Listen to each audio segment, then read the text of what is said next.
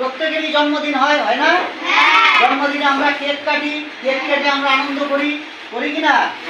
ঠিক একই রকম ভাবে আমরা কি করব, প্রত্যেকের জন্মদিনের দিন তোমরা 5টা করে অন্তত তোমাদের আশেপাশের যে এলাকা ফাঁকা জায়গায় হোক, তোমার বাড়িতেই হোক, তোমাদের বিদ্যালয়, এত সুন্দর বিদ্যালয়, বিদ্যালয়ের চারপাশে তোমরা প্রত্যেকে তোমাদের জন্মদিনে 5টি করে অন্তত গাছ রোপণ করবে। বাবাকে বলবে এনে দিতে, নিশ্চয়ই তিনি এনে। কি কর্মসূচি হলো এইখানে?